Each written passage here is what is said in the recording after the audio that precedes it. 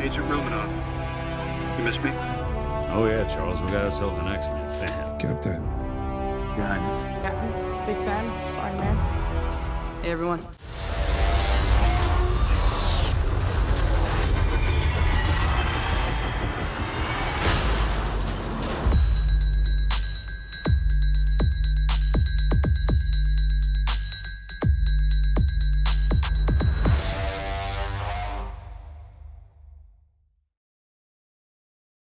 So I reached out to your fans and I was asking about questions to get for you, and one particular fan I thought was pretty surprising. I wanted you to take a look at this. Just hit the play button right here. Hello, Chadwick.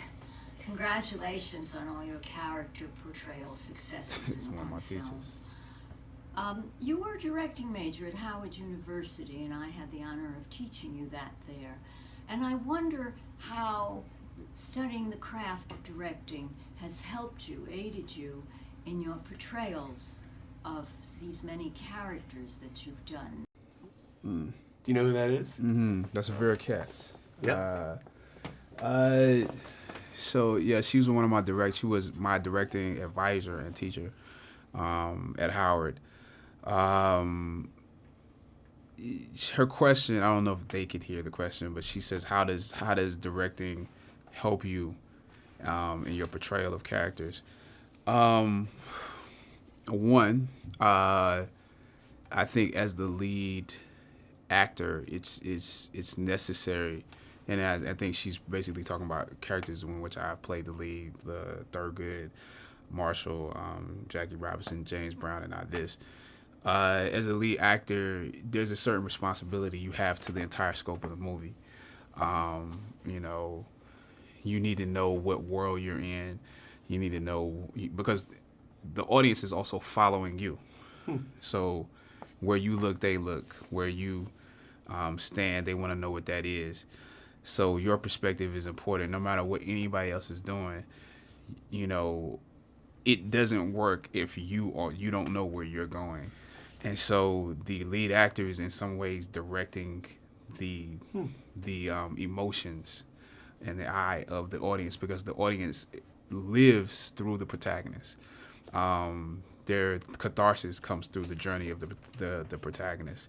It can come from other characters as well. So in doing that, especially in a film in which you shoot out of order, you have to, she would teach a technique called marking beats as a director. And as the lead actor, you must mark the beats. You must know where you are in each scene because it's out of order. So I have to know, coming out of this scene, I'm going to, be doing this going into the next scene. We don't shoot that for 3 weeks. How do I remember that? How do I remember if we shoot the end at the beginning? How do I mark? How do I chart that work? And also, if the film doesn't work, if it doesn't support a journey that works for you, you have to be able to fight and argue and debate with producers and directors to make sure that, and writers, to make sure that the script changes, that certain aspects of things change, so that you can carve an arc out that works. So that's some of what that would mean. I love this character. I love what you do with the character. I'm curious how practical the suit is. Like, are the claws practical? Like, how the movement is in the suit? Can you talk about just being in the suit and how it is, like, as an actor to be in that suit? Well, there's two suits. The old suit is less practical than the new suit. It's hotter. It's more cumbersome. It's heavier, a little bit heavier. So the old one, a little bit more suffocating, in terms of the mask when it's on. The new one is new for a reason. What I'm saying? Not just because there needed to be advancement in the movie, but there also need to be advancement for the making of the movie. Right. And so it is still hot. It still is. Some chafing and all that stuff. But it feels more like skin. And at a certain point, I think it actually starts to feel like armor. The other one looked like armor. This feels like armor. And I think it helps you when you're performing certain things and doing certain things. It gives you some stability, I actually feel like.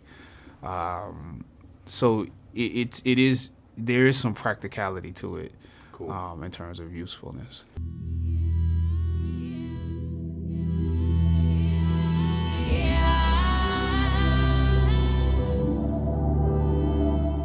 Hey, it's Gigi Hadid. For more videos like this, click here. Hi, I'm Cara Delevingne. Please don't forget to subscribe by clicking this button right here. Boop. Thanks for watching.